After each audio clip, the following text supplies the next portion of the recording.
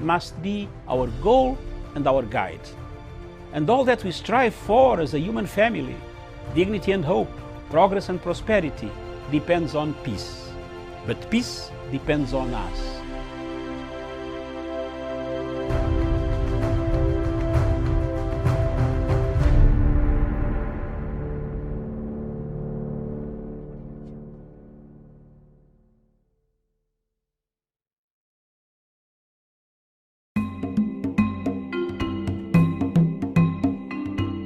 Whoever heeds discipline shows the way to life.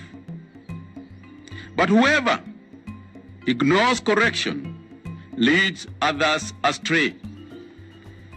That is in the Bible, Proverbs 10:17. The reason I am quoting this verse, fellow Kenyans, is because the figures that we are hearing today are a clear demonstration that things are not getting better.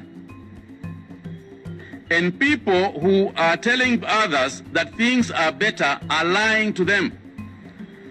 And somehow, somewhere along the line, we seem to have come to the conclusion as a society that things have gone back to normal.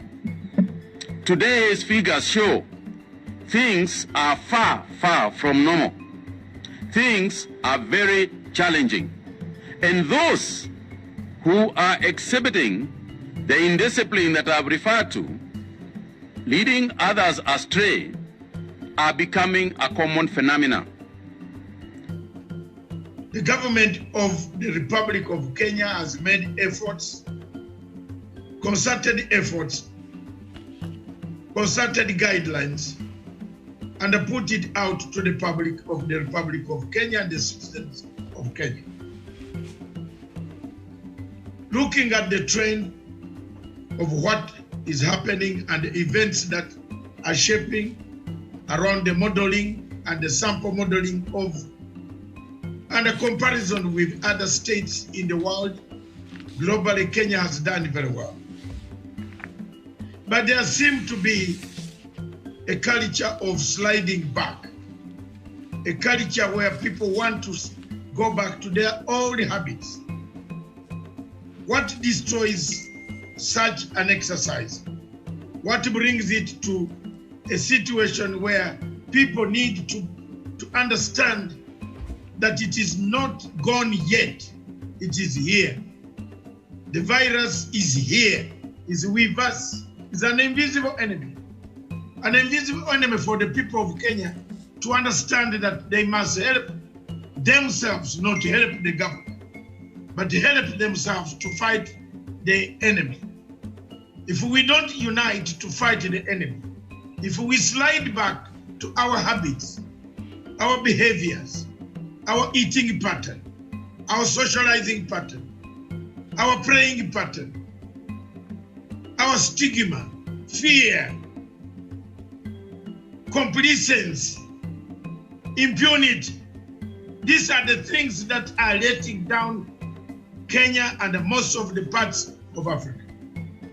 It is therefore my opinion, and our opinion, and the opinion of many other people who are at the forefront in fighting this disease, that the people of Kenya stand firm against the few individuals who are violating the regulations, the guidelines, the restrictions that the government has put in place.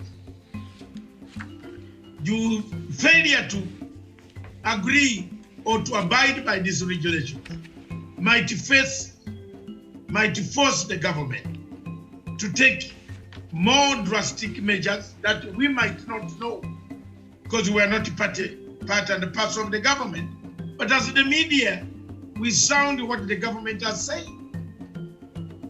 Failure to adhere to these principles and guidelines could increase the multiplication or multiply the disease, reproduce the disease in the community. The cases of Isli, the cases of Mombasa, Majengo, where people still eat food in one common place, as if they don't know what social distancing is.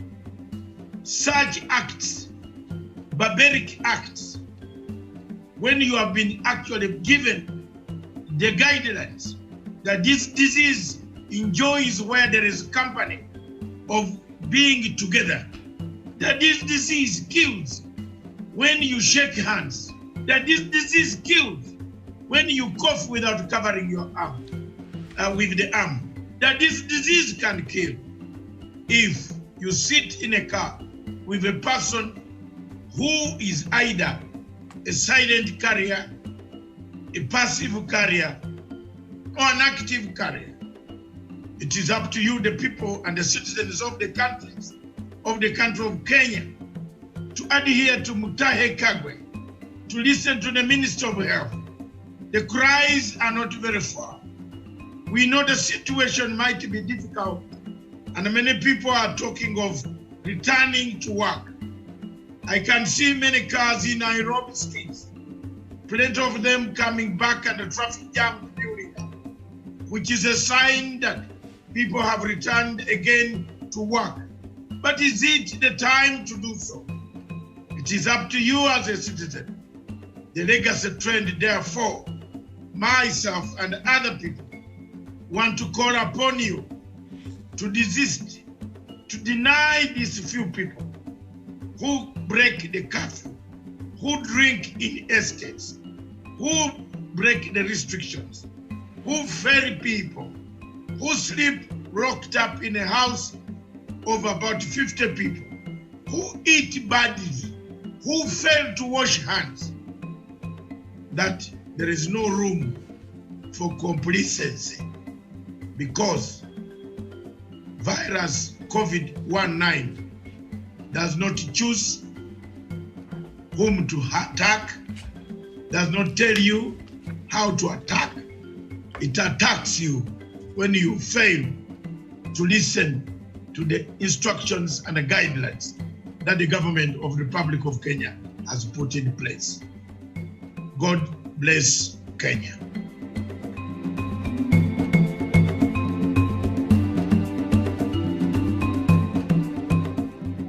I'm joining the World Health Organization's Safe Hands Challenge. Hand washing is one of the most effective ways of preventing the spread of coronavirus.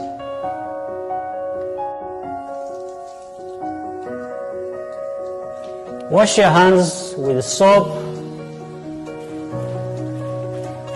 and water for at least 40 to 60 seconds.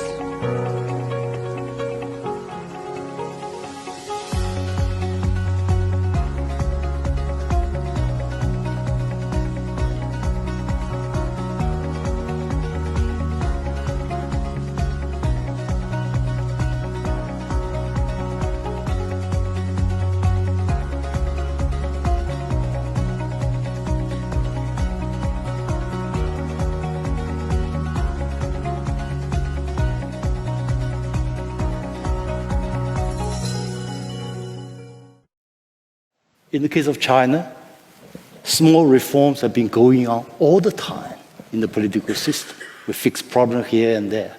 But I said, the problem is the United States. Your political system was a product of pre-industrial era.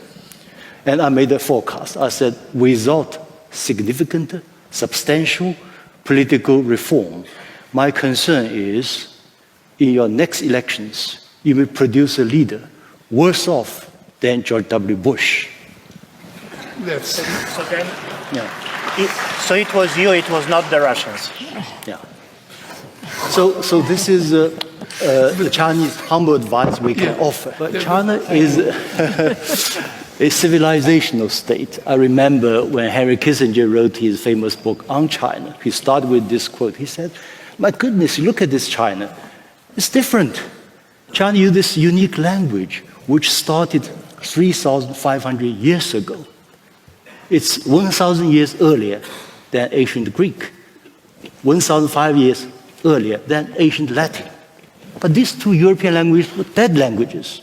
Chinese are still using the same language. This line of culture and continuation of civilization uninterrupted. So this is why we have, indeed, for instance, this whole idea of meritocracy.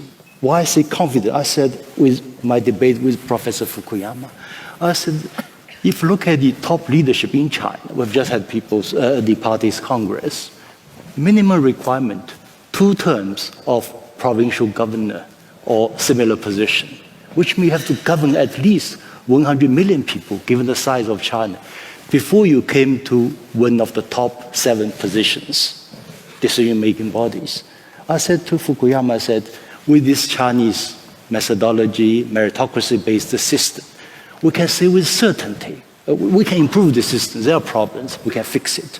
But we will not produce any leaders like George W. Bush. It's way below the Chinese bar. That's my point.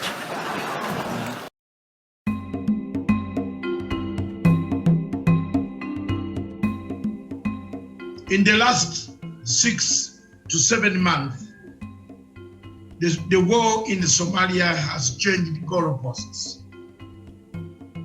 The government of Somalia seems to have changed its modus operandi. Instead of supporting AMISOM and supporting the efforts of the other agencies and other countries that have gone in Somalia to support them, to help the pacification of Somalia, the return of Somalia to the world order.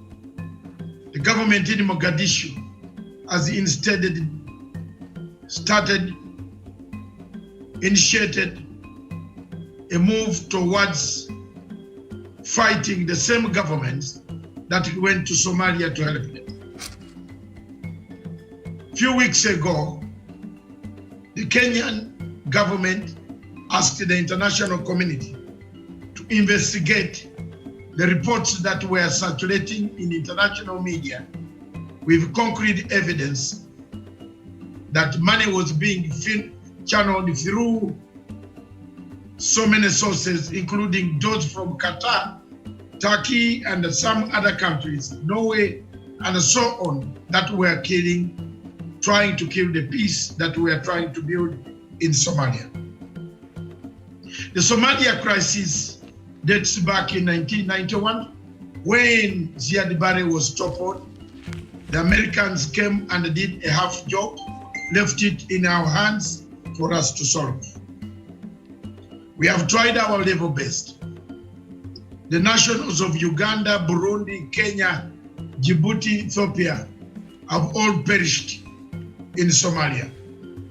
They have perished in the sense to bring up a better Somalia for the people of Somalia, the best generation that will come.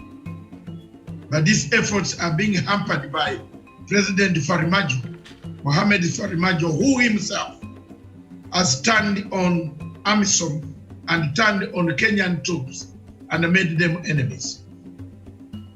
The shooting down of a plane yesterday, a Kenyan plane that was carrying medical equipment, is a climax of all the activities, underground activities that have been conducted, supplied, equipped, logistically by the government of Somalia. It is sad, therefore, for a government that we went to help, where we have lost human resources, material resources, we have lost very many people in our places, injured, killed because of the fight in Somalia. Ugandans and the Kenyans have paid a very high price for this type of liberation, to liberate Somalia from the hands of the terrorist organizations that are still in that country. It is surprising, therefore, to hear that the same government that we are helping has become a puppet government supplied by Qatar and Turkey, importing the Middle East type of operations into the region.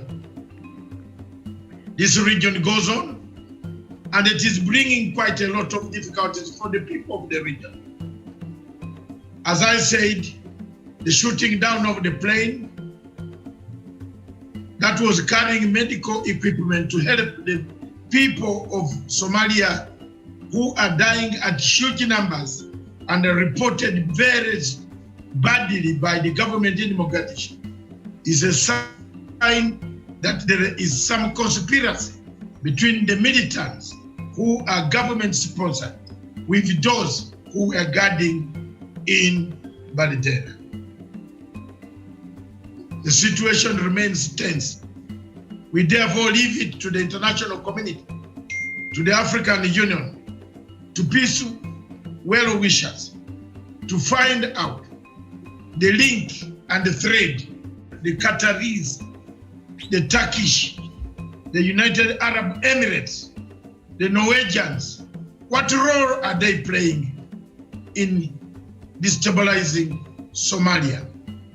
We thank the troops on the ground, the Uganda People's Defense Forces, the Kenya Defense Forces in Kismayo, who have kept peace despite the provocations of the government in Mogadishu. We like to take this opportunity as a Pan-African organization and organizations in Africa to call upon President Faramijo to stop these war-like activities against the same people, allies who came to liberate Somalia from the hands of terrorist groups that keep on coming and multiplying in Somalia. This is the double-edged sword of the Somali government. They work both sides, they cut both sides. If we are wrong, the world will see. Thank you.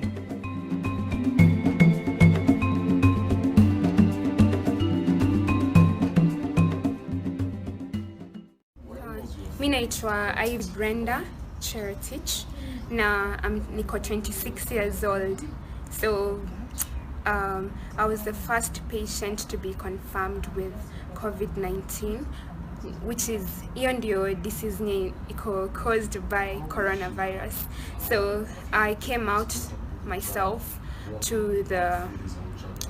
to the Ministry of Health and I let them know that I was concerned because I had shown symptoms of COVID-19. Na hakuna mtu pressure like go forward. Ni mimi tu niliamua as a responsible Kenyan nifanye nione as in juni kazi yangu as a responsible Kenyan kukuja mbele na kuambia government, I think this is what is happening and you might have to test me. Na niko happy because waliamua kunitake seriously, wakanitest and that's when wakapata niko positive. So after wakanipata niko positive, walinipea treatment, walini support sana, and niko very thankful to all of them for what they did. Kitu nataka kuwa show ni kuwa hii kitu ni manageable na ni treatable. If you think you have it, don't be afraid.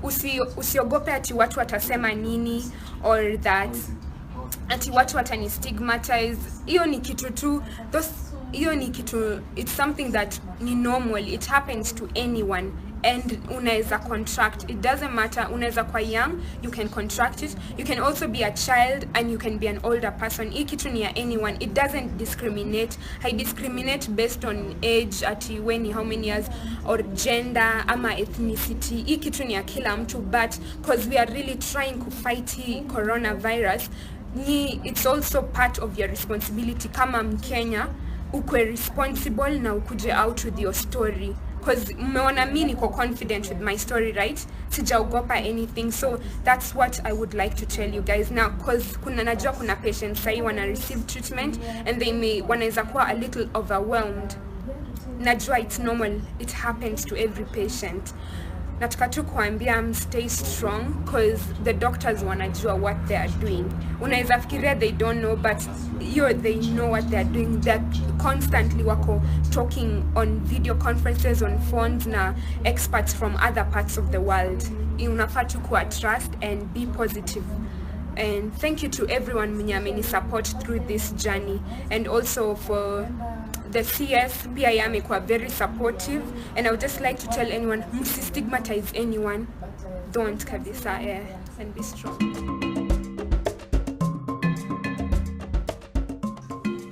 Thank you very much, viewers. The situation in Kenya demands that if you are in leadership of the ruling party and you are either the leader of majority or the deputy leader of majority or the chief whip of the majority, seconded there and seconded by the party, to pay loyalty to the party and the party leadership. The moment you reach the parliament and turn against, everywhere, all over the world, all over the globe, democracy dictates that you have to surrender the whip, or you are whipped by the party. The whip comes down on you. They remove all the caveats on you. You remain either a freelancer, an independent person, or a backbencher.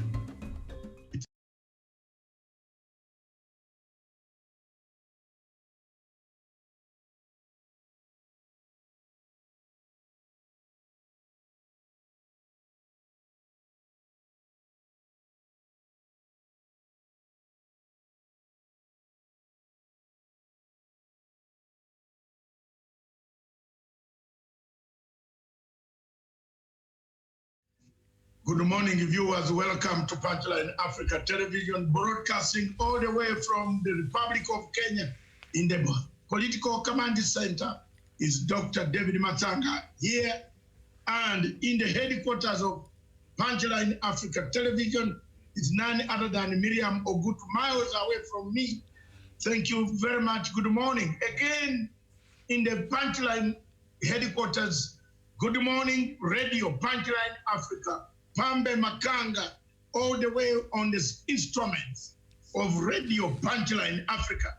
Good morning, all of you viewers. This is Daytime Express coming all the way from Radio Punchline Africa, Punchline Africa Television.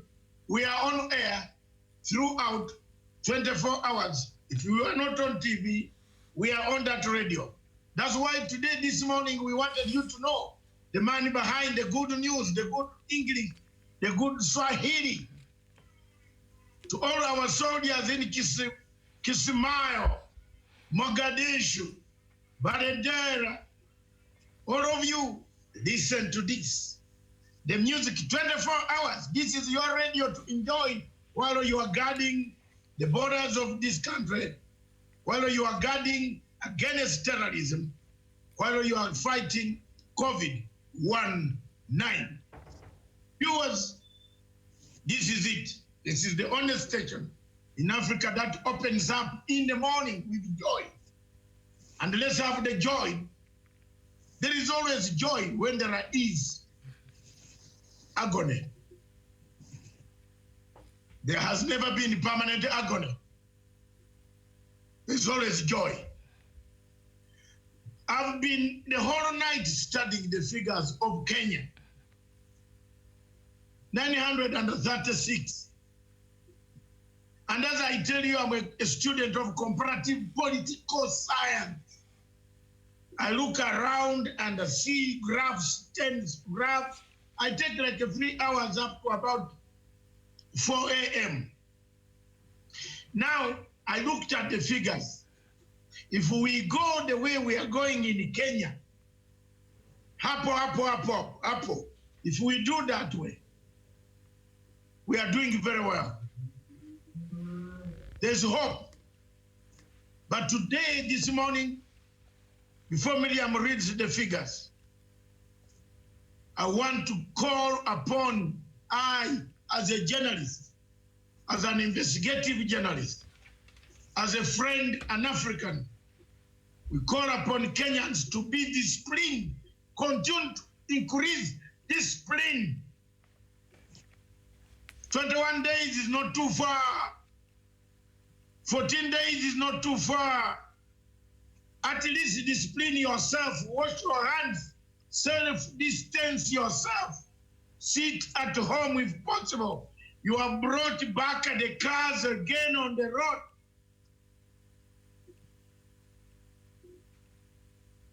Mind you, Mr. COVID-19 is silent, watching you, laughing at you. Any stage you don't wear a mask.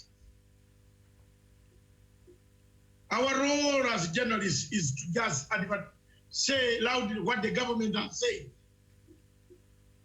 We don't want to be journalists who are always negatively impacting Africa with wrong views. We want to correct where possible, but we don't want to fabricate. We don't want to look for trouble. A journalist who goes out to look for trouble is not a journalist. You must look out for constructive. That's why you are called fourth estate. You are part of a government, not a part of a destruction. You don't destroy the government. You are the fourth arm of the government. Therefore, you must actually come out very nicely, discuss, give ideas, solutions. I looked at the Kenyan. You are not bad off, but we need to increase the display. Let's get the figures from Miriam. That's my opening remarks. Across the bridge is none other than our beautiful lady, our only lady handling the headquarters, Miriam Ogutu. Thank you. All right, Doctor, thank you very much there from the Political Command Center, and Pambi, who will be coming in a bit later. And of course, the statistics as they stand, I'll just look at the East African or the SADC countries, and then perhaps the total statistics in Africa. And Kenya right now, the confirmed cases is at 963. 50 people have died, 358 others have recovered. And we go to South Sudan, where the confirmed cases is 294 people have died and 4 others have recovered. And Uganda, the number stands at 260. And we have 63 recoveries there in Uganda. And Tanzania, they've not really updated the cases since almost 2 weeks ago, still at 509. And in South Africa, confirmed cases, we read South Africa because it's the leading country in Africa, 17,200. The death toll there is 312. Recoveries is 7,960. And then we go to Burundi, where the confirmed cases is 42. Doctor, the cases there in Burundi have gone up. I don't know if it's because of the rallies they had the other day, and we were talking about it here, because Burundi at that time was at 15, and now you see the numbers have gone to 42. And 1 person has died, 20 others have recovered, and in Zimbabwe, confirmed cases is 46, 4 deaths and 17 recoveries. Sudan, cases there is 2,728. 111 people have died. Recoveries is 286. And in Somalia, confirmed cases is 1,502. 59 people have died, 178 others have recovered. And then we look at Rwanda, where the cases right now is at 297, recoveries is at 203, and no deaths there have been reported there from Rwanda.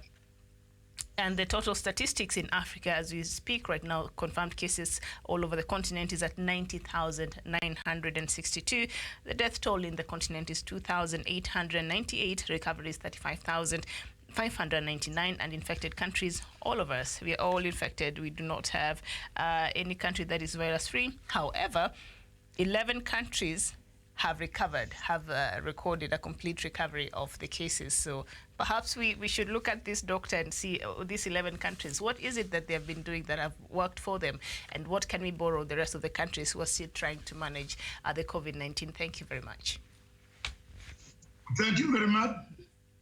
Pambe, can you try us? Tell us what you know kwa Kiswahili kidogo. Asante. Kawaida, hujambo msikilizaji mahali popote pale ulipo, na bila shaka kuna mengi ambayo nimekuandalia sasa hivi. Kunazo pia habari ambazo tayari zimechipuka hapa, na habari ya kwanza ambayo ningependa kukuarifu ni kwamba wafuasi wakuu wa naibu rais William Ruto wamelazimika kubadilisha msimamo wao, huku ikiibuka kwamba ndio wanalengwa na shoka lingine la Rais Uhuru Kenyatta katika chama cha Jubilee. Mbunge wa Kieni Kanini Kega na mwenzake wa Nyeri Town Ngunjiri Wambugu, ambao ni washirika sugu wa Uhuru, walisema baadhi ya wandani wa Ruto wamekuwa wakiwaomba wajiunge nao katika kambi ya Uhuru. Kulingana na wawili hao, baadhi ya wale ambao wamejitokeza kwao walisema waliviziwa katika kufuata naibu rais William Ruto, wakidhani anafanya kazi pamoja na kiongozi wa taifa. Miongoni mwa wale ambao wamebadilisha msimamo wao wa kumuunga mkono naibu rais William Ruto ni magavana Mwangi wa Iria, Mutahi Kahiga aliyekuwa gavana wa Kiambu, Ferdinand Waititu, wabunge Sabina Shege na Isaac Mwaura. Wale ambao bado wanamwegemea Ruto ni wabunge Kimani Ichung'wah, Moses Kuria, Rigathi Gachagua, Ndindi Nyoro na Kimani Ngunjiri. Habari nyingine zinasema kwamba mbunge wa Gatundu Kusini Moses Kuria amedai ana uhakika Rais Uhuru Kenyatta ana njama ya kumng'atua naibu rais William Ruto baada ya kumng'atua naibu spika katika seneti Kithure Kindiki. Awali kiongozi wa wengi katika seneti Irungu Kang'ata Jumanne tarehe 19 alitarajiwa kuwasilisha mswada wa kuanza mchakato wa kumng'atua Kindiki kwa kosa la kutohudhuria mkutano wa Uhuru katika ikulu ya Nairobi. Katika ujumbe wake wa Facebook, Kuria alidai rais ameidhinisha kutimuliwa kwa Kindiki katika mchakato wa kumng'atua naibu rais. Ujumbe huo katika Facebook ulisema kwamba mmiliki wa chama cha Jubilee ametoa idhini ya kuondolewa kwa Profesa Kithure Kindiki kutoka wadhifa wake wa naibu spika katika seneti ili kuunda njia ya kumng'atulia William Ruto katika mamlaka. Na bila shaka ni baadhi ya habari ambazo ziko hapo, na utazidi kupokea habari nyingine hapo mwendo wa saa 4, saa 5, saa 6 kutoka hapa Radio Punchline Africa. Mimi ni Mpambe Mkanga. Yeah, tell us more. What do you do, Mpambe Mkamba? Those people don't know. Punchline Africa Television has got a radio station. We play music 24 hours, 7 days a week, 365 days. All African music. You want to tune, you want to do what you want to do, you want to try to dance at home. Like now you tune and dance at home. We don't have the gym, it's not open in Uganda, in Tanzania, in Kenya, in Malawi. We play all African music. Don't waste time looking for nothing outside there. Stay in the house, get your phone, tune radio. Punchline. Of course, through www.punchlineafricatv.com/radio.html. Also, they can link with us through our Facebook page, Radio Punchline Africa. They can also link with us through our Twitter handle at Radio Punchline Africa. This is where we speak precisely, calculatively, without fear of contradiction. Yes, and Mpambe, thank you. Now that you're speaking English, I can engage because your Kiswahili is a bit too deep for me. What do you make of the figures in Kenya and the COVID-19? I don't know, what according to your assessment, how can you assess the government's response to COVID-19 in the country? And looking at the figures, should we be worried? Or I know a lot of the cases are coming from the Kenyan borders and all over the place. Should we be worried? We should not actually be worried because the methods that the government has actually taken so far in doing the surveillance and tracking the contacts that these people who are affected maybe had come close to. And of course, until now, we have also seen that the government has gone as far as doing the tests. More than 30,000 tests have already been done until now. And therefore, we must allow the Ministry of Health and the government of Kenya at large, because the work that it is doing in surveillance is actually up to the standard. Mm-hmm. Yes. Thank you very much. Yes. You are saying there is some point that you have raised, mm-hmm. which I found in my comparative study of the figures of other countries and the figures of Kenya. If you look at the methodology Kenya has used in taming this COVID-19, look at the steps that the government has taken. look at the announcements that have been made. At the same time, living livelihood. There's some sense of livelihood going on. Because some people measure livelihood by going to a nightclub. Some people measure livelihood by going to a restaurant. Some people measure livelihood by playing golf. Some people measure livelihood by playing football. Some people measure all these type of things. But let me tell you, the way Kenya government has handled this is very encouraging so much that we need to encourage the population. The population needs to be disciplined. We need to tell people wear the masks. You see, the situation in Uganda has become even more complicated when it came to the question of masks. President Museveni had to come back again yesterday to explain what he meant. You cannot produce 40 million masks in 2 weeks. There was no need of saying you will give every citizen a mask, one. 45 million people. Leave the children who are about 10 million or so. You are looking at 30 million masks. There is no country today that can produce 30 million masks. It's not there, not China, unless they're going to bring the masks that are recycled, where Chinese have used their nose, then bring and dump them here. So I hope not, Doctor. Yeah, I am being honest. Yes. We have seen some rice in China being put on us, rice, which is made from plastic. The plastic rice. But also perhaps, President Museveni was looking at the recyclable, the clothes, the ones that, No. He was giving 90 in ginger to produce. But the Ugandans came up and said, Muse, in 2 weeks, this thing would not have reached here. You would not have supplied 30 million masks. His strategy in Uganda is very good. So far, so good. He has taken a very olive branch leaf on Tanzania. He has taken a very, very moderate approach on Tanzania. You know why? I know why. Him and me, we know why. We know why. And if you press me to explain, I can. Yes, we're listening.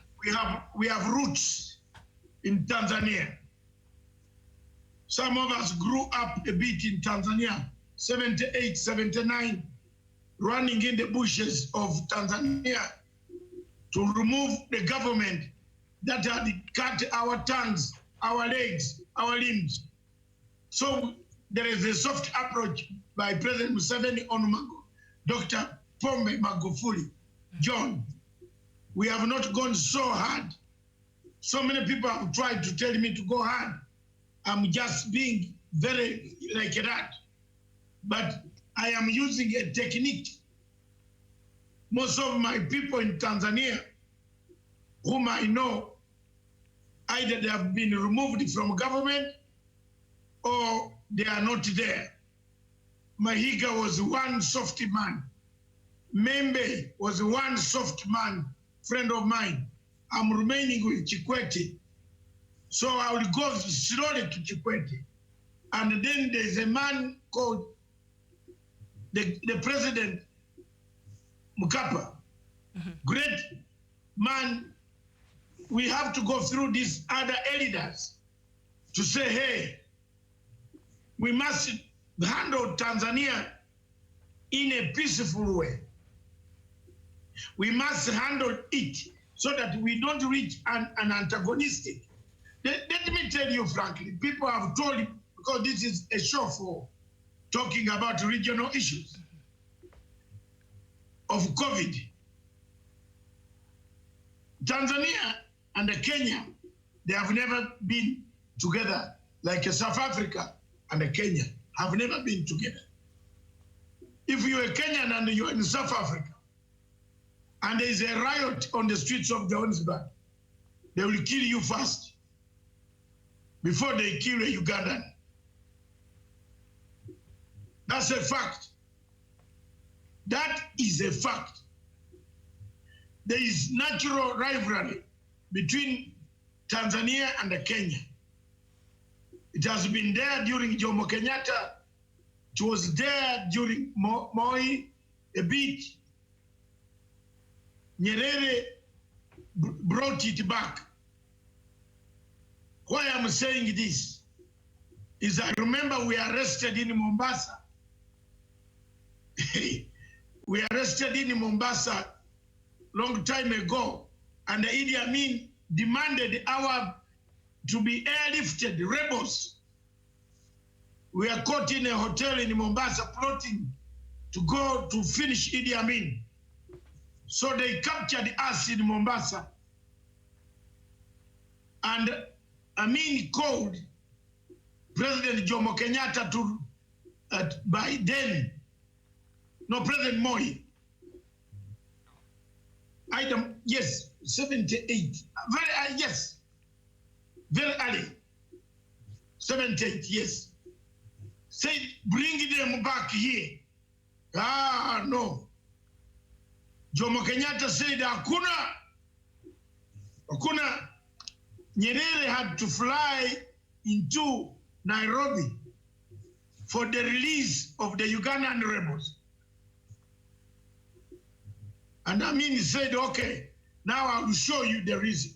I will capture this whole of Kenya. We were part of that problem. So those people seeing me here, then they laugh. Don't laugh. Tumepitia mbali sana. That's why I defend Uhuru Kenyatta. You will never, he saved our lives. The father saved our lives. You don't want me to save him? Go and hang yourself. I'll defend him. Yes, I'll defend him. Had Jomo Kenyatta said, take this small problem of too much noise, Matanga, and the rest. Senior commanders were caught in that hotel in Mombasa. It's called Vayog Hotel. It was one of the best hotels that time. Nyenye mwache hiyo maneno yenyu ya kuzungumza papa. Mujui. So we have to defend. It is historical for Matanga to defend Uhuru Kenyatta because the father saved us. He rejected Idi Amin's problem. So the problem between Tanzania and Kenya, which is the point, we don't want to lose the point, media, is historical. Mm-hmm. Jomo Kenyatta never wanted to discuss socialism. Nyerere wanted him to discuss socialism. Mm-hmm. So anybody talking about this thing,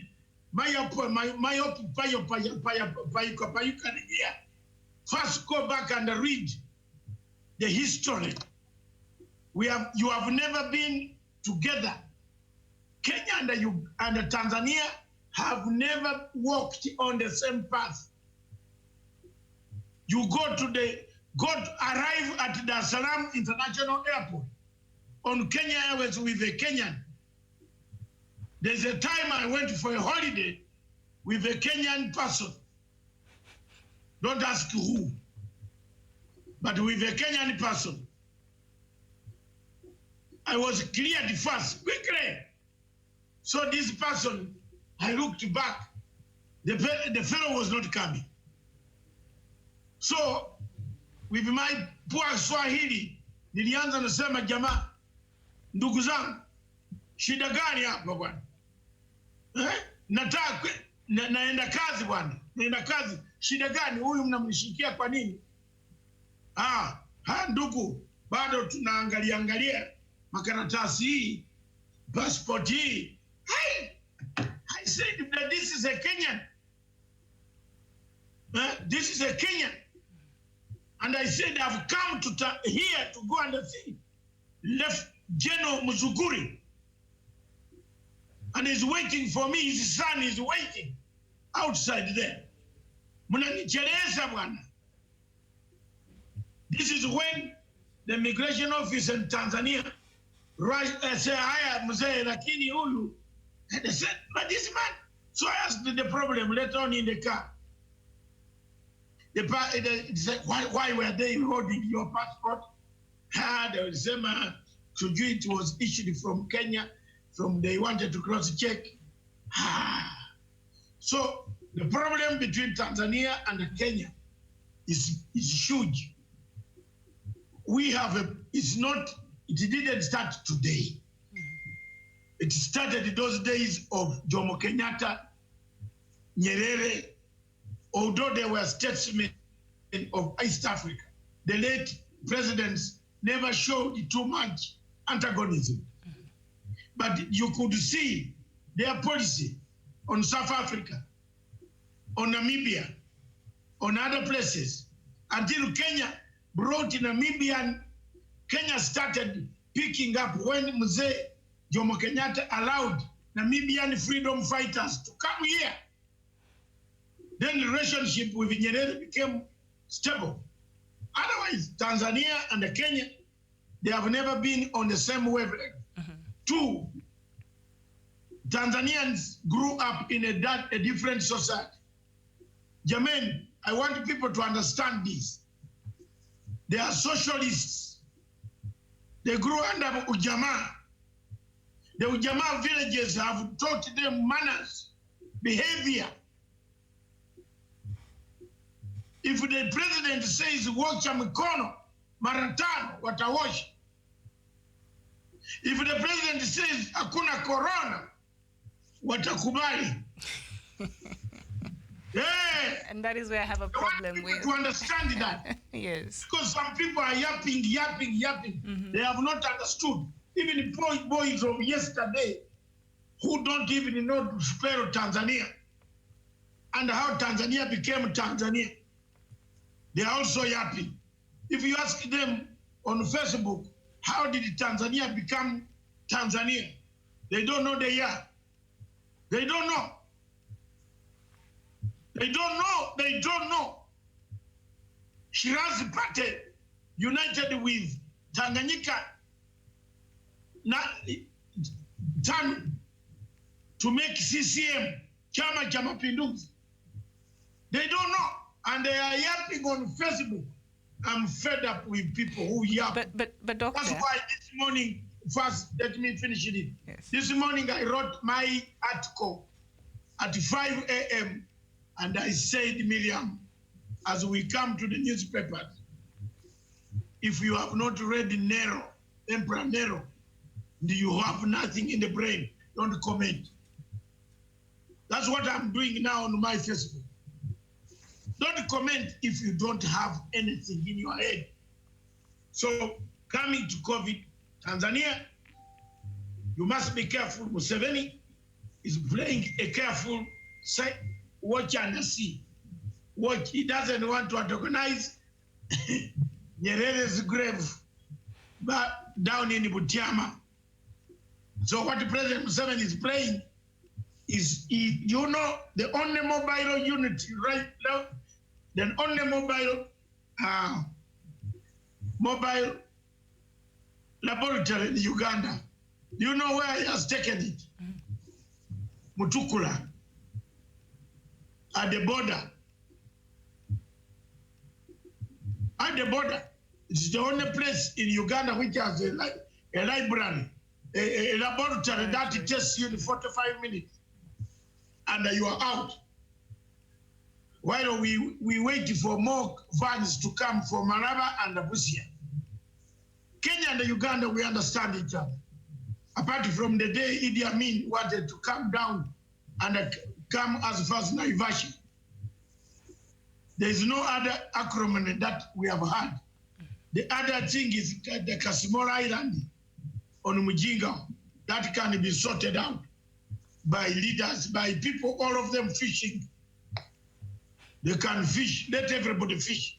Yes, but doctor, On the matter of COVID-19, I don't think the measures that President Uhuru Kenyatta took in regards to closing the borders between Kenya and he didn't completely close the borders. He said we want to control the movement of people in and out of the country, and that is what President Museveni did. Controlling the border between Kenya and Uganda, and we did not have a problem with that. So every country is just trying to do its best to make sure that its people are safe. So the measures that President Uhuru Kenyatta took, regardless of the history we've had with Tanzania, and it's a long, love-hate relationship for a very long time. But when it comes to COVID-19, this is a completely different matter, and I don't think there was anything personal towards Tanzania, but the way they received it, they did not receive it very well. Because President Uhuru Kenyatta did not say, you're all closed for not coming here in Kenya. Ndugu yangu Miriam, nataka umsikilize mama. Dada yangu, Tanzanians listen to one voice. Kenyans hear Mr. Nelson Harvey became the president and became a de facto leader of opposition. That's what I am trying to bring the difference. He goes to court every minute on getting an injection on everything that Uhuru does. Huko Tanzania, the Tanzanians listen to their president. That's why they have never had muvurugano. Wana mavurugano. They have never had a problem like a conflict that sparked here in 2007. When you have Nero here, Nero, the Nero man is here. Emperor Nero, who takes people hostage. And you tell me, hey. Have you seen how look at the newspapers? Look at the newspaper. You have Emperor Nero in terms of going to, he wants power in 2022. Nero, Emperor Nero. If you have read the Emperor Nero, the Roman Empire, you will understand that the emperor killed the mother. Have you ever seen the emperor who kills the mother? Slaughters the mother. Kenya, Mukona, there is dirty politics, which is beginning. You give a whole front page to this guy here. Very stupid man. You know why? He was elected on a Jubilee ticket, appointed by President Uhuru Kenyatta. Now he doesn't see the mistakes, which all of us have been seeing. When he was insulting President Uhuru Kenyatta, no Kenyan, very few of us stood up and said enough is enough. Is that not a narrow syndrome? Yes, and Doctor, speaking of that headline there, the ultimate betrayal, crying over spilled milk, in a tell-all interview, Senator Kipchumba Murkomen blames his tribulations on a succession war gone awry and accuses President Kenyatta of settling a personal scores with Deputy President William Ruto. So down there, Senator Murkomen is quoted to have said, there's no justification for the disrespect shown to the DP, considering his consistent support for the president and how he fought to have his government established. So according to Senator Murkomen, DP Ruto has been very loyal and very consistent in terms of supporting President Uhuru Kenyatta, Doctor.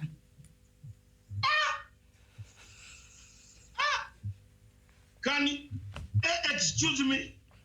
That Ruto has been consistent, in what? And very loyal. I want to ask you one thing, and let Deputy President listen to me, watch me. What will he do? The only other thing is to eliminate me. What else? I have nothing against him. If I did not stand up to go to the ICC, he will not be anywhere. So remember that when you are coming for me. Hey! But let me tell you, someone stands up to insult your boss in your presence. belittles the president. Belittles the president. He says Kenyatta is this, Kenyatta is this. You are watching and you are even laughing. Then you say you support Uhuru Kenyatta. You are supporting him how?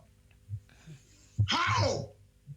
Murkomen has been, yes, Murkomen has been insulting the president. He has been opposing the president. He has been refusing lifestyle audit. He's the one who undermined the president. He's the one who took the money of Cameroon and Emerald. He took it and the landslide came for his people. Stupid newspapers in this country write about this stupid man. Murkomen wrote a statement of 42 pages giving evidence to ICC to take Ruto for jail for life. If he didn't write, say he didn't write in a national paper, then I produce the document, print page by page, with Rainbag. So whom are you calling that he is more loyal to who? And you can also realize that, you realize, Doctor, that there are some people who are actually loyal to this man, Deputy President Ruto, and they have actually changed their way, because they have seen that actually whoever they were following was actually making them to get lost somewhere. You can see an example of Governor Mwangi Wairia of Murang'a. You can see Mutahi Kahiga of Nyeri. You can see the former governor of Kiambu, Ferdinand Waititu. You can also see Sabina Shege and Isaac Mwaura. These are people who have changed their way of thinking. They have already realized that actually Deputy President Ruto was actually leading them to a wrong way. Yes. You realize that? Yes. And there are some people who actually tried to heed to this man, like Kimani Nchungwa of Kikuyu and Moses. So he's actually remaining with the people who don't even have a large following. Thank you very much for bringing that point. Before Miriam comes in, it's a very interesting debate. If you look at the people who are clinging to the President Ruto at the moment, they are all George Soros people. Ichungwa is paid by George Soros. All his projects in his constituency, they are finished. He was elected unopposed. Why? Why didn't, have you ever seen anybody in Kenya elected unopposed? With all intellectuals in the Kikuyu constituency. Where did the money come from? Why don't you be investigative journalist? Who is Ichungwa? Where does he take his lessons when he goes to US? Whom does he meet? Whom did he introduce to the executive director of George Soros? Dates, time, meeting place. Have it on paper. That's why Ichungwa cannot come and say Matanga is talking lies, because he knows how to table them. Time. You remember last year, Chungwa and Moses Kuria went to George Soros' office. Moses Kuria changed it completely. He even had a holiday in Los Angeles where he had never been before in his life. And I took pictures there that I'm here with my sons, enjoying George Soros' money. So remember, you Kenyans don't follow history. I'm very investigative. So look at Murkomen. Look at him. Where is Murkomen? Murkomen, you saw another letter yesterday. Have you seen that letter? A fake letter written by the same mechanism. You saw it, confidential, alleging that these are the people writing this letter. To pick sympathy, to make President Uhuru Kenyatta a bad man. There is a team there, experts of writing letters. Because George Soros money has entered in Tanga group. There's George Soros money. I'm telling you. Can you believe that the Boniface Mwangi can write one good sentence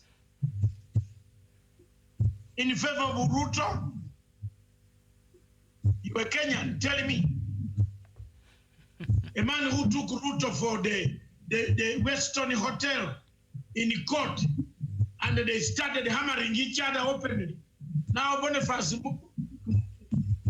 Mwangi strips the shoes, irons the trousers, and even cleans. The deputy president says he's not corrupt. It is Uhuru Kenyatta who is corrupt. Have you seen that? So you can tell me who is Boniface Mwangi? Boniface Mwangi is George Soros. Why did he want to go to France? The French authorities took him out. He had gone to draw money where the bank of George Soros is. Did you see his laptop? So, Wacha, there is a problem here where you see Mutunga, David Ndi, Boniface Mwangi, Makau Mutua, John Jomwe joining hands, and they are now playing very good politics up. Not to show, oh, let's now be friendly to Uhuru. So this Medium, yes. Yes, so leaders now. Yes. So according to Murkomen, he feels DP has been disrespected.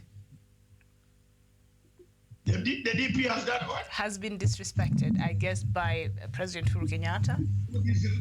How can you be disrespected when you have a constitutional duty?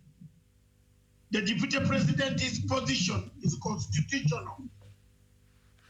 He cannot be disrespected. You know that.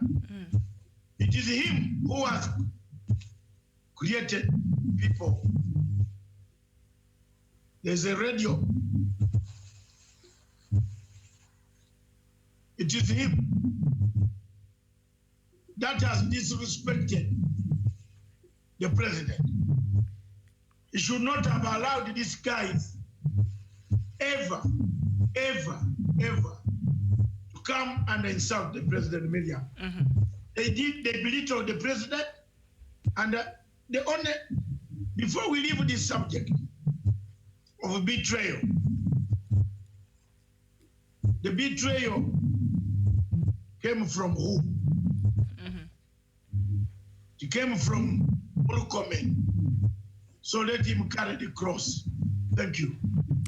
All right, thank you very much. And also just down below there, 1 trillion Kenya shillings for U.S. Embassy bomb victims.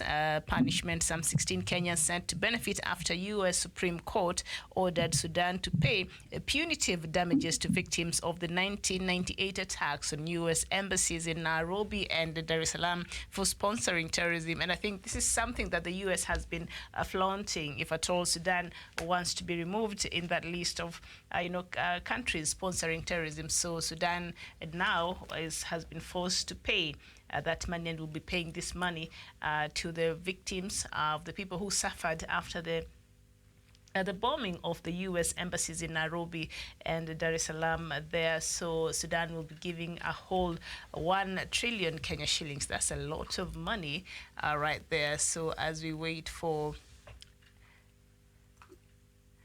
Doctor, what do you make of that? Let me say one thing. Now that is better. There's no background. Our friend has gone off. They're working on it, yes. They're working from the audio there. We seem to have been having a bit of a problem there, the audio. Miriam, yes. Let me tell you, my sister, Sudan is as poor as church mouse. Now, where will they get this 1 trillion shillings? 1 trillion, not even 1 billion. 1 trillion. 1 trillion Kenya shillings. It's a lot of money. That means Sudan will stay in that list forever, the blacklist of the countries sponsoring terrorism, because I think that is one of the conditions. The US is not saying it loudly, but I think that is the intention. 1 trillion. No, I think the United States of America is just dodging. Yeah. Is just trying to say they cannot compensate what happened in Kenya by putting a blame. It is like France picking Mr. Kabuga at this final hour when they have eliminated everybody. Then they say, Kabuga, go here. He is here, useless. 84 years old. He's gonna die. He won't tell you any secrets of how we gave him money. We shall look after his children. And that's it. Don't bring problem to Kenya. Just summarize it that way. So US is just trying to play games with Kenyans who want compensation. Without their embassy in Kenya, there was no way people would come and sit to kill people here. Without their antagonistic policy in Afghanistan, there would be no problem for the people of Kenya.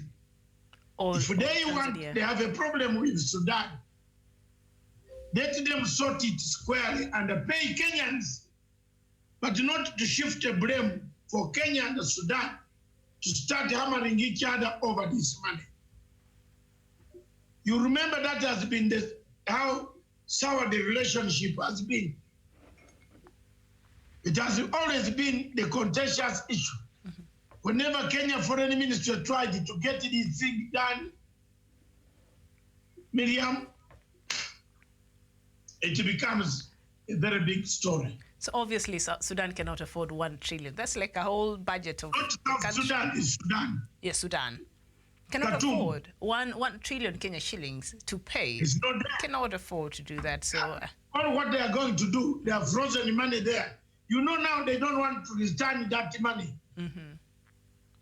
And the assets, they froze the assets of some Sudan officials. government. Yes. Houses, property, aeroplanes, and the money on the bank. You know, Sudan had banked a lot of money in the US banks. They have got it, they have seen it somewhere there. So they want to get it and they say, no, Kenya must be paid. It's a welcome sign for payment for people, but it should come in a right way. This is a problem of COVID-19. Right. The Star newspaper. Yes. Raila sweet revenge there. Since 2013, Ruto has wounded the ODM leader with his sarcastic taunts, ridiculed him and even painted him as a political conman and fit for the country's top job. And now the Star newspaper there, that headline really can elicit a lot of emotions. I know from a section of politicians, Raila's sweet revenge. I don't know if it's sweet, I don't know. But they're calling it payback. Payback or no payback, the die is cast. These two people cannot work together. The government will break in one day. So those thinking that deputy president can work with Raila Amolo Odinga, they will produce the 2007 part 2. They will break. A terrible cocktail. Yeah, it's a sour cocktail. You know, cocktail is supposed to be sweet. Then later on, in a kuuma, as you sip it down, you think it is orange. They can't work together. And then your head starts spinning later. So, yeah. So the deputy president, and even if Raila said today, I want to work with you, and I've refused to work with Ruto, or with Uhuru, the marriage will only last on paper. And from what I've seen, I don't know, but Kenyan politics sometimes it's you can really never predict 100%. But it appears this relationship between the DP and Raila Odinga has just gone so south that I don't know if there's even a chance, a possibility. A lot of we've seen anger from Ruto's side.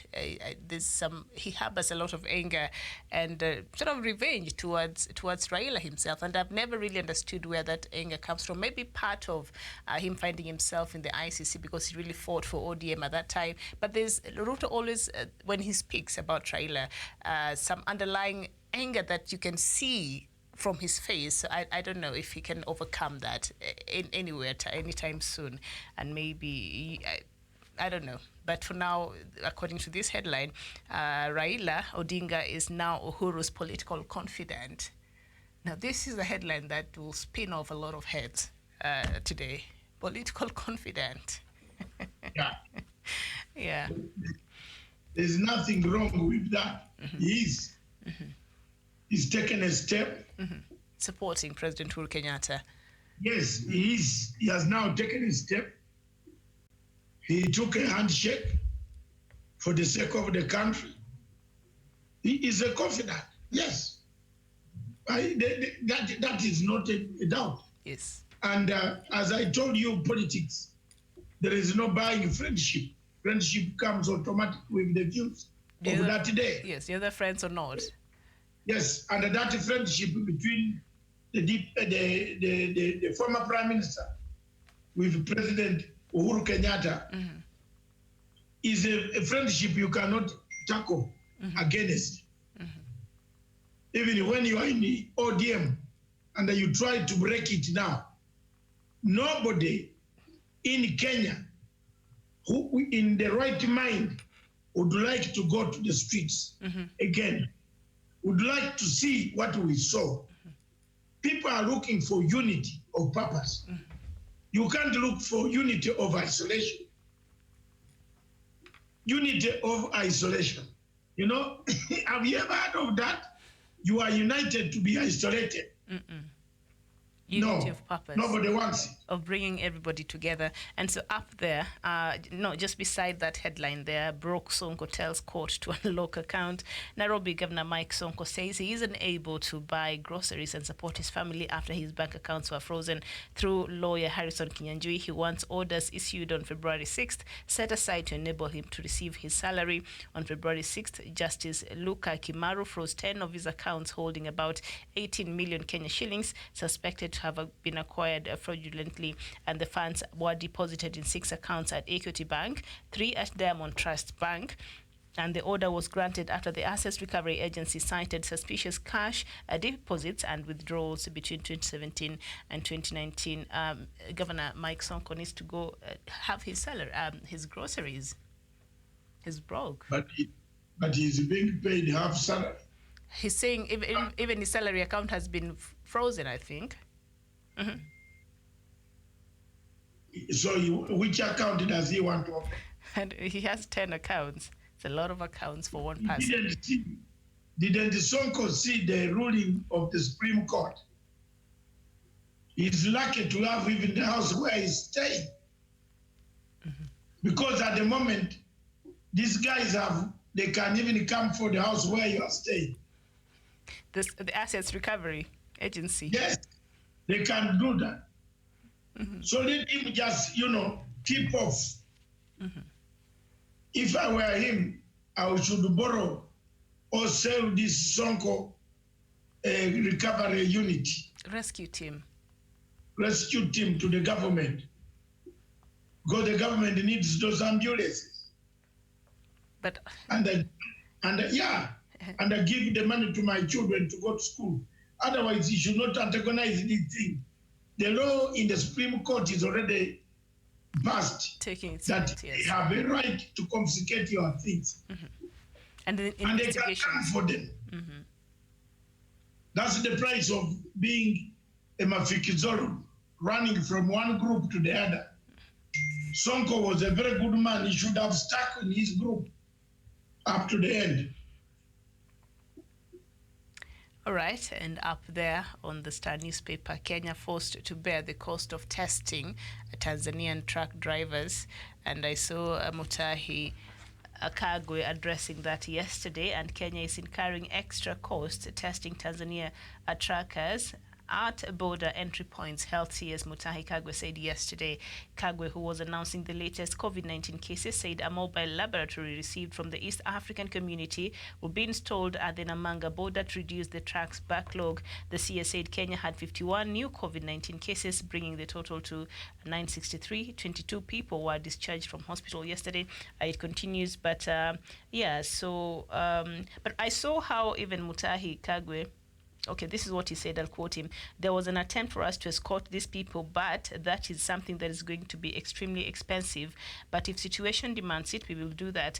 Tanzanian drivers have not been coming with certificates. That is why we have decided to do the tests at Namanga. So if they test you and you test COVID positive, you go back to Tanzania. You don't enter Kenya because of the lack of coordination. But I saw how Mutahi Kagwe addressed this matter. Still very diplomatic there. So I'm just hoping, a solution can be gotten. And I think at this point, Magufuli should stop being a bit tough-headed. This is not the time. We are in this together. The whole world is suffering. We're just trying to find a solution, sir. So find a better way to engage. Yeah. Yes. Yeah. Yes. It is so stated that yes, things have reached where they are. Mm-hmm. It is also very sorry that people don't listen. Just get 2 drivers. If you want money so much at this hour, we gave advice on, was it Monday? We said, get 2 drivers, 1 set of driver on the other side, 1 set of drivers on this side. Let the cars be fumigated. Let the drivers of the other side stay that way. And this one takes the car up to the end, that one takes the goods up to the end. Smaller companies can now swallow themselves into the stomachs of the big companies and ask for commission for deliveries.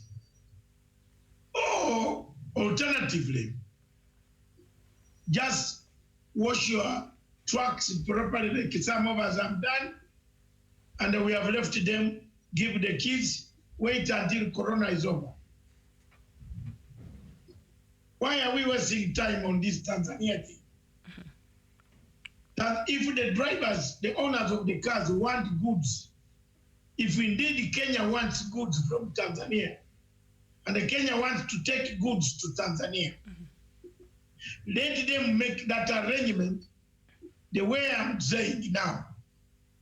Then the drivers of cost haulers and all this, by Yusuf, by all this, let them unite, sit down, and find drivers on the other side.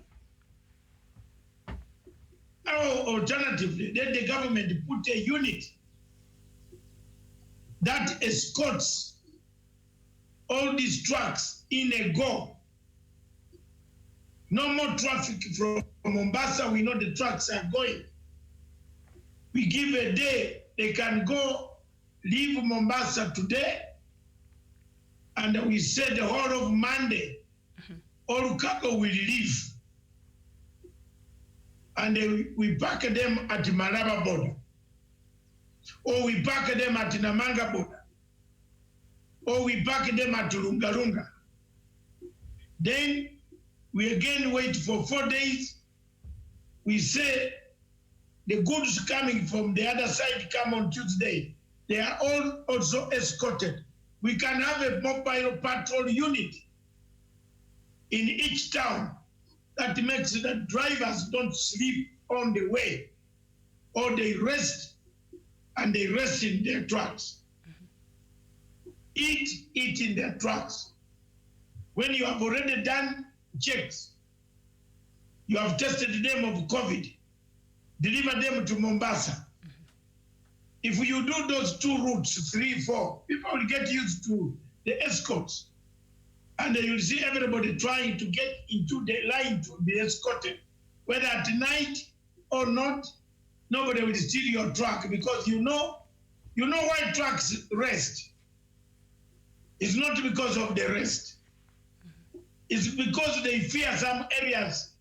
There are people who are thieves who cut and take the goods, especially around Salama area. So let's do something that can help. Yeah. That's the advice I can give. All right, and I hope that an amicable solution can be reached, because at the end of the day, I mean, Tanzania is not going anywhere, Kenya is not going anywhere. We are stuck with each other, so we have to find a way. And these very small understandings should not make us, stop, working together as we have been. And maybe after COVID-19, Doctor, we'll start looking at perhaps the union of East African communities past COVID-19. I don't know, will this COVID-19 leave us more united or more divided? Already we are not together as such, so what will this do, for the unity that has been very elusive in the East African community? So maybe one day we should look at that, when we are during the other shows. So on the front pages of the Standard newspaper, as we conclude, Raila not signing Uhuru power deal, and according to ODM chairman John Mbadi there, he says, we are not entering into a coalition now. What we are focused on is continuing with the cooperation we have with the president through the handshake. We have agreed in principle to use the existing cooperation to support the development agenda. So they're saying according to the handshake, they're here just to ensure that President Uhuru Kenyatta is able to deliver his agenda. They are supporting that. They are behind that. They're not looking into a coalition right now, but they're here to support President Uhuru Kenyatta's agenda, which I think is very important in terms of the legacy of President Uhuru Kenyatta. He needs that support. Indeed, that's correct, Miriam. And I have no quarrel with that headline. Because ODM is already a coalition of partners. Yes, it may be a bit complicated, yes. They can come on board in giving support. They don't need to sign some things or whatever. They can come on board. And that's it. Or whether you like it or not, Raila and Ruto can never work. That government will collapse in 24 hours. Even at the formation of the ministries alone, it will collapse. It's not possible for it to be there at all. And that's the truth. All right. So, that is the headlines of the Kenya newspaper today. I don't know if I should touch on the 51 senators who ganged up to kick out Ruto man. House of Cards Jubilee civil war intensified yesterday after 51 senators from NASA and the ruling party endorsed a notice for the removal of Senator Kithure Kindiki as Deputy Speaker. Last week, Kipchumba Murkomen and Susan Kihika were replaced as Majority Leader and Whip, respectively, at a meeting chaired by President Uhuru Kenyatta himself. So Mr. Kithure is on the chopping board. Let him go quickly. Okay, Doctor. So Kenya, do you need more discipline if you have more to? Braggart. He's a small-minded braggart.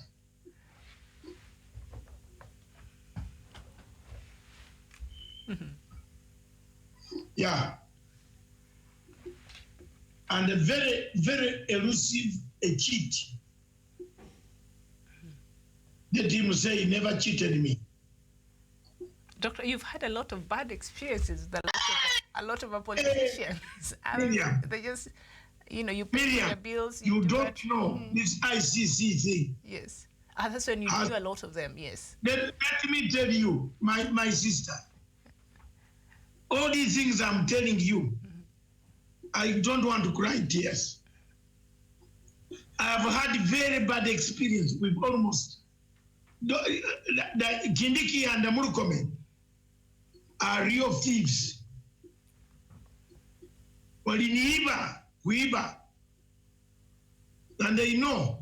So this is the time for me also. Where would I find to tell them? Ndio saa hii.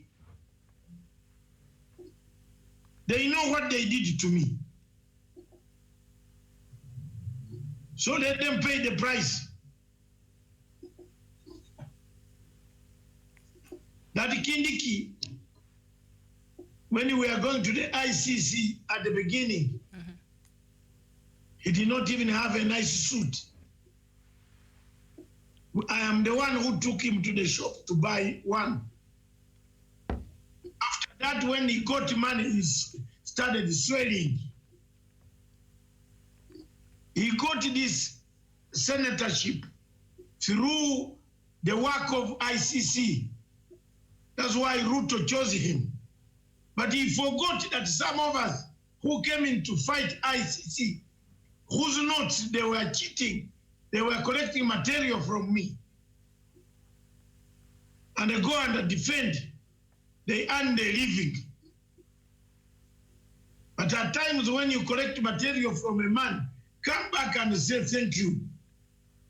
So when you are caught up there, carry your cross. Because remember those you cheated like me. I'm still here, very poor, almost dying on the microphone. Poor as a church mouse. We rebuke the devil.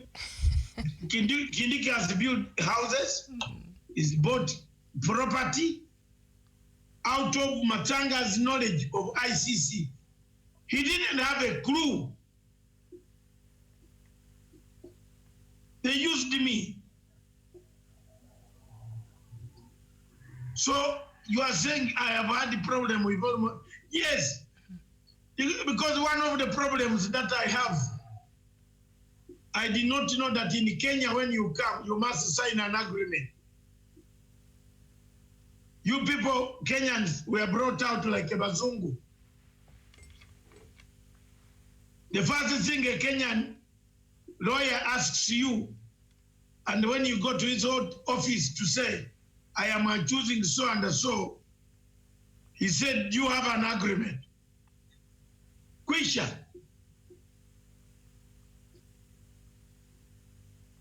Unaona Miriam, kwisha. When, because all these things of ICC. The proof, yeah. They want proof. You are brought up like a, you are brought up like a, you know what? You are brought up like a wazungu. You are colonized. You have a colonized mind. That the agreement, he go happy. Can you believe that somebody from Ruto's camp asked me, where is Matanga's agreement? Did we sign anything with Matanga? I didn't. I did not ask anything. Every Kenyan saw me being molested. Miriam, you were there, you might have not known me. No, I was watching you on Capital Talk. I think you're the only reason I used to watch Capital Talk. Remember, K24, they used to host you there. And then, yeah. And someone dares you, someone who is eating now at Ruto's place, eating. Dares you to show us some proof. Yeah, and I did not ask Ruto for money. I asked Ruto for respect. Kuniambia asante sana ndugu yangu. That's all. When we went to Nakuru, Ruto worked so hard to throw me out of even the podium. I'm very annoyed. I'm very, very upset. Even when I told my wife, he said, what? Ruto's man called Farouk did not want me to be mentioned. Nobody mentioned my name amongst people who worked hard on ICC. It has pained me up to today. What wrong did I do? So I did not know that, you need an agreement in all these things. Kindiki, you also now need an agreement. Did you write an agreement with Jubilee that you... He's one of those advising. Don't bring him here, because you know why Karim Khan fears me. Well, know why Karim Khan tells lies about me? because he stole he took all the money of a certain case alone. And they told me to wait in a hotel somewhere. I waited. I don't want to tell you things, Miriam, leave me, let me be. Let me be. Then he went and jumped at PC case. He went and took lies there. Yet I had to come and finish the case. Have they ever has the DP ever said, thank you? He started hating me, calling me you foreigner. Even foreigner, okay. Your foreign territory is still there. Siku moja. So Kindiki paid the price. Toka, you have now seen how powerful the very stone you left behind can save you. Do you see people looking for Duale? They have haven't you seen the people they want? Because I said Duale has been honest. Duale has not insulted the president publicly. No. All these people, Murkomen, Kindiki, they have been going to rallies insulting the president. But Duale has been playing a very good job behind the scenes. And Duale has been presenting his things in parliament. At the times the opposition leaders insulting. You have seen how that woman from Homa Bay. Wanga, Gladys. No, the other one, the lawyer, Mabona. Millie Mabona. Mabona insults Duale like hell. Why the Duale is punching the Jubilee? Me, I said that if those who hate Duale can hate him. But in me, no. Because I can see Duale has been doing his job. And if Jubilee is cleaning the mess, let them clean Washali. Washali, yes. Sisili Barire, Toawa. Those are very bad people. Gichungwa, Moses Kuria, waende wawash legs there. Wawache president afanye kazi yake. All right. Okay. Yes, thank you. All right, thank you so much. One last word for COVID-19. Yes. Take away. I think a take away you can. Take away. Viewers, COVID-19 is serious. It's a serious matter that deserves very serious attention. The washing of hands, the social distancing, the wearing of masks, all help in combating or preventing the disease. It is therefore very important for the people of Kenya to adhere to these principles, the 3 guidelines, or 4. If possible, when you have nothing to do in public, stay at home. Wear your mask if you want to come out in public. The figures that Kenya is getting are the figures that the government has worked so hard in tracking, locating contacts. And these are contacts. Kenya is still lucky that there's no reproduction in the communities yet. So let's stick where we are. Let's wear our masks. Let's wash our hands. Let's social distance. Let's listen to government directives, guidelines. As the situation improves elsewhere, facilities will become available. Because in Europe and some other parts of the world, the situation is easing. Therefore, all the facilities like medicines, vaccines, ventilators, masks will be in plenty, that when the planes start moving, all these things will be available. But for now, I appeal to my fellow Africans, my fellow Kenyans, to be disciplined. My fellow Africans, Kenyans, friends, relatives, whoever you are, this disease is invisible. Don't carry it by violating what the guidelines are. Listen to the Ministry of Health guidelines. That is my takeaway. Thank you. Right. Thank you so much, Doctor, for that. And our viewers, thank you so much for watching us. We shall be back here at 11 a.m. in the next half an hour.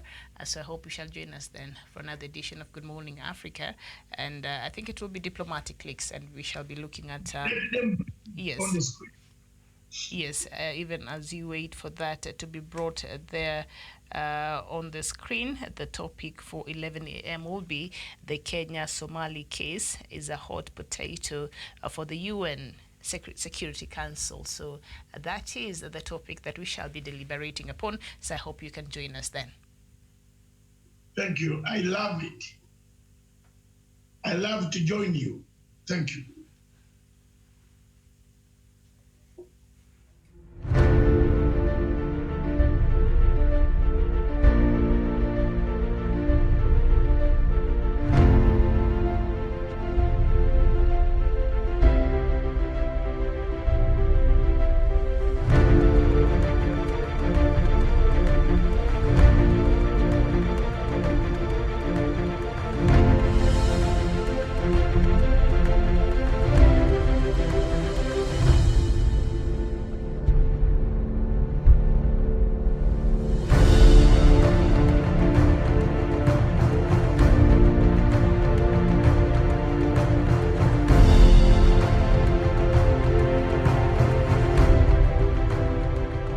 Peace must be our goal and our guide.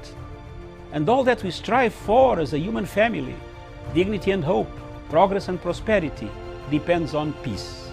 But peace depends on us.